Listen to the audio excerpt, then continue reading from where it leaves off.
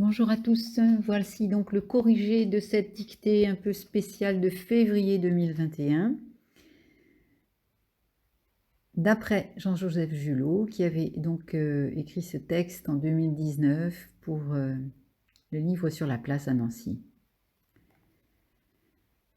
Première diapo, donc la ville aux portes d'or. Il n'y avait pas vraiment de raison de mettre une majuscule à ville, puisque c'est un nom commun ici, de même que porte et or, hein, voilà, il n'y a pas de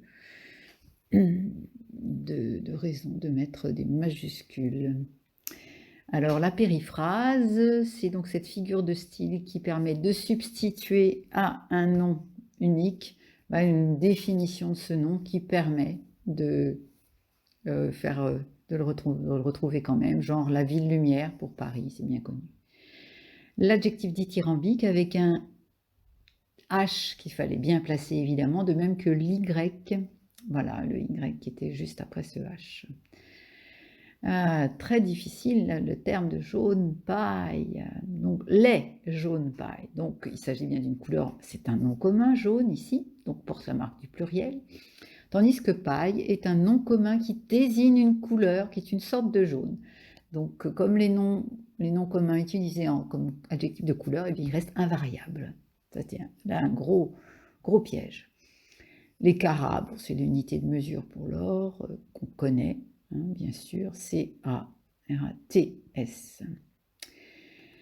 Toujours dans la même phrase, qui était quand même une mine de difficulté, il y avait le pur rococo, donc c'est le style rococo, hein, c'est un nom commun, figurez-vous, donc il n'y avait pas de majuscule non plus, alors qu'à lumière, qui désigne le siècle des Lumières, eh bien évidemment, il en fallait une. Il ne s'agissait pas d'une lampe allumée ou de quoi que ce soit ici. Donc on commence très fort sur cette première phrase. Ces portes sont des enfants de l'amour. Et voilà notre homme qui apparaît avec son prénom, donc, et qui va justifier tous ces jeux de mots dont on va entendre parler tout au long de ce texte.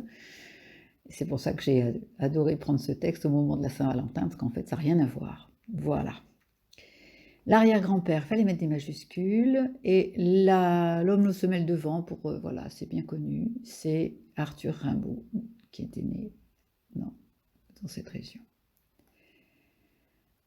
Si est-il, voilà un verbe bien compliqué, qui ne s'utilise qu'à la troisième personne, c'est ce qu'on appelle un verbe défectif, donc de la même façon que faut-il, eh bien il est suivi du subjonctif. Et on dit si est-il, même s'il se termine par un D, je n'ai pas fait une erreur de prononciation ici. Donc s'il est suivi du subjonctif, ça veut dire que conclut, qui est le verbe conclure, qui au présent de l'indicatif termine par un T, va se terminer ici par un E, conclut E. Voilà, encore une grosse difficulté là. Alors bien sûr, l'amour, l'oiseau rebelle, que nul ne peut se apprivoiser, bien sûr que tout le monde connaît ce refrain de Carmen, c'est un des airs les plus connus. Pas de difficulté sur la fin de la phrase, heureusement, ça permet de se reposer un petit peu. Alors ici, le retour de flamme continue la métaphore, enfin le jeu de mots avec l'amour, puisque la flamme, en l'occurrence pour ce maître serrurier, c'est son travail, mais c'est aussi évidemment quand on déclare sa flamme par exemple, c'est bien évidemment un synonyme de l'amour, de sa passion même. Hein. Alors un dicton que, voilà, comme on apprécie plus ou moins, l'amour est aveugle, le mariage lui rend la vue. Bon, no comment, hein. Maître serrurier, alors quand il s'agit de nom de maître métier, hein, eh bien il n'y a pas de trait d'union. Alors que maître chanteur ou maître à danser, à l'époque, voilà, portait ce trait d'union. Voilà, il est dur en affaires et on ne badine pas avec l'amour. Évidemment, ici, il fallait garder l'écriture de notre nom propre de Jean Lamour. Alors, pas de faute, hein. Legzinski, voilà, roi de Pologne, duc de Lorraine, ça c'est pour le côté historique. Hein. Donc, en fait, c'est le beau-père de Louis XV, puisque c'est Marie Legzinska qui est l'épouse de Louis XV. Je vous faisais grâce de toutes les écritures de chiffres, de nombres d'années, etc., puisqu'il y en avait beaucoup, donc on pouvait se contenter de les écrire en chiffres.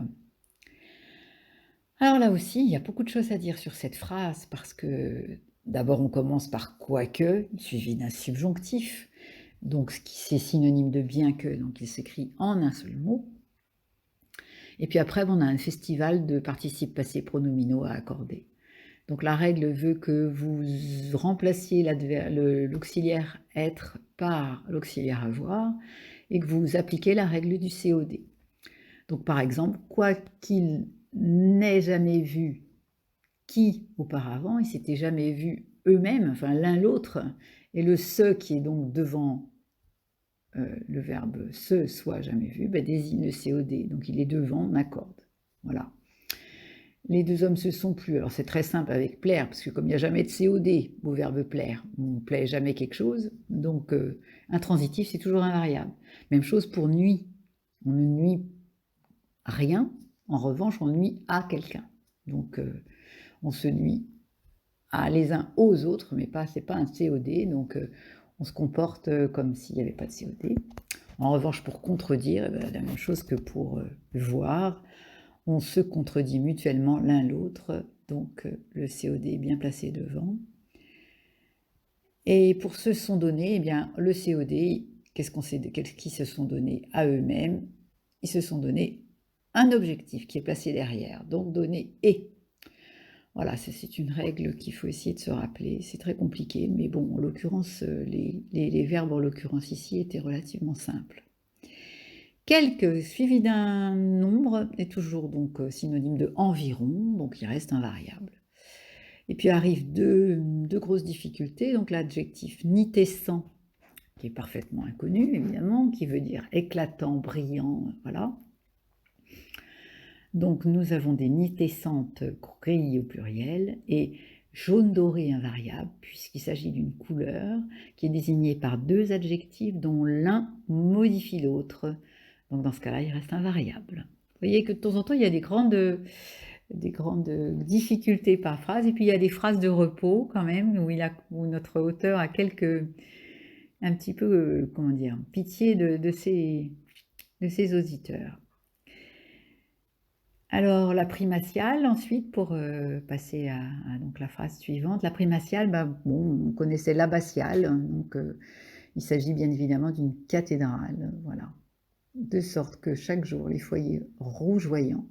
Alors ici, on n'est pas dans l'adjectif verbal, on est dans le participe présent, qui est une forme de conjugaison des verbes. Les foyers en train de rougeoyer, ici, les foyers donc rougeoyants invariables. Nancéens, bien évidemment, il s'agit des habitants de Nancy, et majuscule. Et les feux de l'amour, bien évidemment, ce jeu de mots sur cette émission fort connue. Alors l'amour dure 3 ans, il paraît que, voilà, je ne sais pas si vous avez l'occasion de vérifier. 3 ans de sibylline, donc comme les sibylles, c'est des choses voilà, parfaitement difficiles à connaître, énigmatiques, voilà. C'est quasiment de l'alchimie qui permettait de dorer ces grilles. Les chefs-d'œuvre, alors la marque du pluriel ne va qu'à chef, qui permet donc de... C'est la seule partie du nom qui prend la marque du pluriel. L'amour triomphe de tout, ça c'est bien connu également. Et le duc de Lorraine, puisque c'est aussi l'autre titre donc de Stanislas, il va pouvoir donc inaugurer cette place. Le bien-aimé, c'est son gendre, Louis XV. Pas de difficulté sur cette dernière phrase, on terminait en douceur sur un dicton, l'amour est plus fort que la mort. Voilà, j'espère que vous avez passé malgré tout un bon moment. Je vous ai un peu plus torturé que d'habitude, mais ça fait aussi partie des choses agréables. Il faut prendre ça avec beaucoup de bonne humeur. Je vous souhaite donc un joli mois de février. N'oubliez pas de penser à l'amour et éventuellement à notre dictée à Nancy, à ses portes dorées, le 14 février. Je vous donne rendez-vous pour le mois prochain. À bientôt.